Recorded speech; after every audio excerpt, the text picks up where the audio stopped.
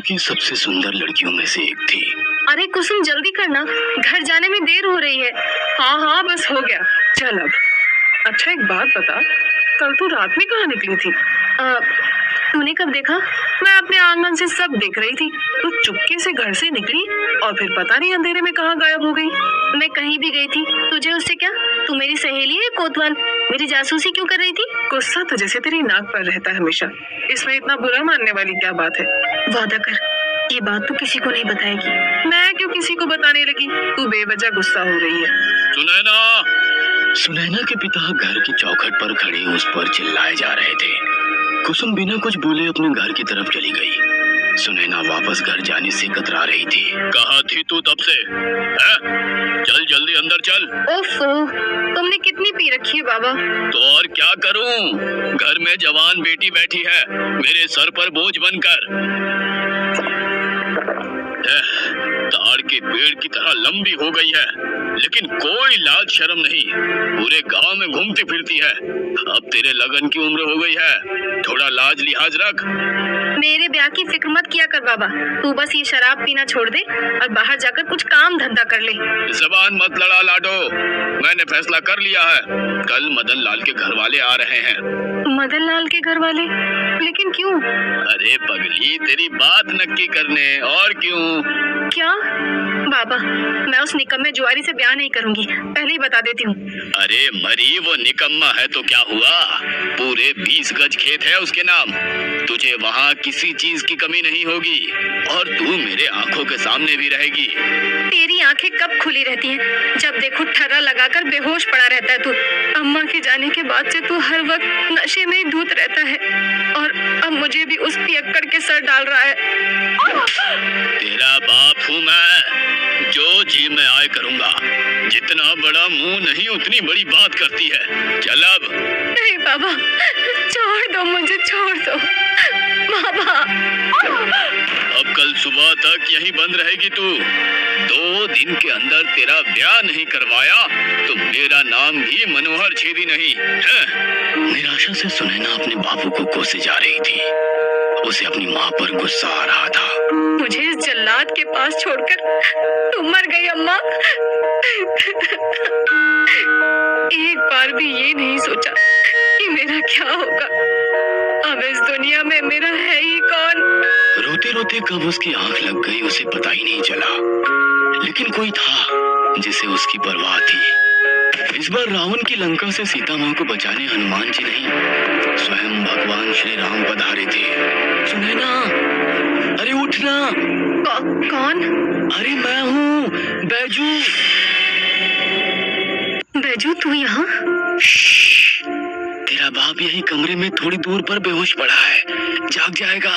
बैजू ने कमरे का दरवाजा खोलकर सुनैना को आजाद कर दिया। बैजू, लेकिन तू यहाँ क्यों आया? तू मुझसे मिलने नहीं आई तो सोचा मैं ही तुझसे मिल लूं। कल ही मैं शहर निकल रहा हूँ, पता नहीं फिर गांव कब वापस आऊं। ऐसा मत बोल बैजू, तुझे पता है बाबा मेरी शादी मदन से करवाने जा रहे हैं। क्या? उस जुआरी से? तेरा बाप है या दुश्मन? तू चल मेरे साथ। कहाँ? शहर, और कहाँ? सुबह ही हम दोनों शहर की कचहरी में शादी करेंगे। सच में? कल ही हम शादी करेंगे? हाँ, जल्दी से अपना सामान बांध ले और तैयार हो जा। लेकिन बाबा को कौन देखेगा? मेरे सिवा उसको कोई नहीं है। एक बार शादी कर ले, फिर तुझे वापस गांव में ले आऊंगा बाबा से मिलाने। मेरा तो यहाँ कोई नहीं है अब, इसलिए हम शहर में ही रहेंगे। बैजू के प्यार भरे वादे ने सुनैना को एक नई उम्मीद दी थी। अब वो उसके साथ एक नई जिंदगी बसर करने वाली थी। शादी के बाद मैं तुमसे मिलने आऊंगी बाबा, लेकिन अभी मुझे माफ कर देना। क्या देख रही है? चल। सबकी नजरों से दूर सुनैना घर से भाग गई। बैजू उसे शहर के एक लाउंज में लेकर आया था। ये कौन सी जगह है? होटल है, आज रात हम यहीं रहेंगे। कल सुबह होते ही मैं तुझे कचहरी ले जाऊंगा।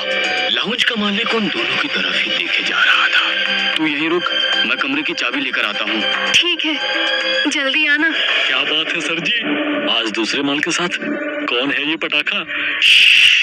चुप कर, धीरे बोल वरना वो सुन लेगी। अरे आप बेफिक्र होकर जाइए, मैं कुछ देर बाद आपकी स्पेशल चाय भिजवाता हूँ। क्यों, ठीक है ना? हाँ ठीक है। लेकिन ये माल कहाँ जा रहा है सर जी? कलकत्ता या मुंबई? ये स्पेशल डिलीवरी है, बाद में बताऊंगा। सुने ना, चल आजा। क्या बात कर रहे थे तुम मुझसे?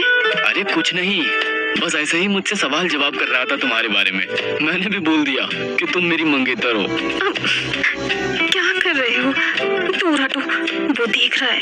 अरे डरो मत, ये शहर है, यहाँ पर ये कोई बड़ी बात नहीं है। वैसे भी जब मैं तुम्हारे साथ हूँ तो तुम्हें किसी बात की फिक्र करने की जरूरत नहीं है। कमरा थोड़ा छोटा मगर साफ सुथरा था। पता नहीं बाबा मेरी चिट्ठी पढ़ेगा भी या गुस्से से यूं ही फाड़ के फेंक देगा। तभी बैजू कमरे में चाय की 2 प्यालियां लेकर आया। गर्मा गर्म चाय, ये ले, जल्दी से पी ले वरना ठंडी हो जाएगी। कितना ध्यान रखते हो तुम मेरा। तुझसे इतना प्यार जो करता हूँ, अब जल्दी से पी ले। कैसी है? हाँ अच्छी है, तुम भी पियो ना।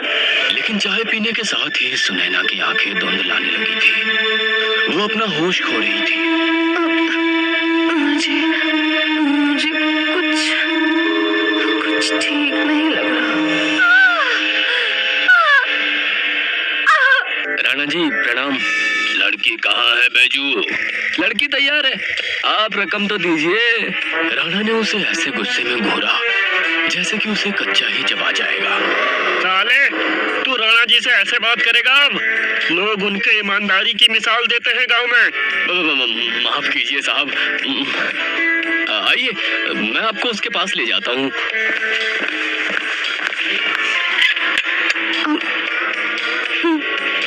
कैसी लगी आपको? ठीक तो है ना? उन्होंने बैग से एक नोटों की मोटी सी गड्डी निकाली और बैजू के हाथ पर रख दी। तभी उन्होंने कुछ सोचते हुए बैग से एक और मोटी गड्डी निकाली और बैजू के मुंह पर दे मारा। तूने उम्मीद से भी अच्छा काम किया है, ले ऐश कर। बहुत मेहरबानी राणा जी, अब ये आपकी अमानत है, मैं चलता हूँ। जाने से पहले बैजू ने एक आखिरी बार सुनैना को देखा। शादी मुबारक हो सुनैना। सुनैना राणा खानदान की बड़ी बहू बनने चली थी। सब तैयारियां ठीक से तो हो गई है ना पवन? हाँ माँ, आप एकदम निश्चिंत रहिए। तुम्हारे बाबूजी अब तक क्यों नहीं आए? आते ही होंगे माँ, अब आप भी तैयार हो जाइए, मेहमान आने वाले हैं। मैं और राधिका बाकी सब संभाल लेंगे। अभी यकीन नहीं होता कि मेरे चंदन की शादी होने जा रही है। माँ, आज खुशी के दिन, ये आंसू मत बहाइए। हाँ सही कह रहे हो तुम, आज मैं बहुत खुश हूँ। तुम्हारे बड़े भाई की शादी आज संपन्न हो जाएगी। अरे जमुना, ये सब छोड़ जाकर देख चंदन तैयार हुआ कि नहीं। माँ जी। माँ, आप ही जाकर भैया को तैयार कर दीजिए ना। आप तो जानती हैं वो किसी और की कहाँ सुनते हैं। अरे अब एक बार उसकी दुल्हन आ गई तो फिर उसी की सुनेगा, अपनी माँ को तो भूल ही जाएगा। राणा की हवेली भी किसी दुल्हन से कम नहीं लग रही थी, और लगती भी क्यों ना, आज हवेली के बड़े बेटे की शादी जो थी, राणा जी ठाठ से अपनी होने वाली बहू को घर ले आए। बहुत सुंदर, नजर ना लगे। बेहोशी की हालत में ही उसने 7 फेरे संपन्न किए थे। अब वो अटूट बंधन में बंध चुकी थी। उसकी मांग का सिंदूर इस बात का गवाह था। विवाह संपन्न हुआ, आज से आप दोनों पति पत्नी हैं। बस बहू, अब इस हवेली और चंदन की सारी जिम्मेदारी तुम्हारी है। हमें निराश मत करना, वरना अच्छा नहीं होगा। हाँ कहे देती हूँ। ऊपर बालकनी पर खड़ा हुआ साया नई दुल्हन को ताके जा रहा था। क्या सुनैना को उसकी नजर लगने वाली थी? कहानी जारी रहेगी। छोटी बहू।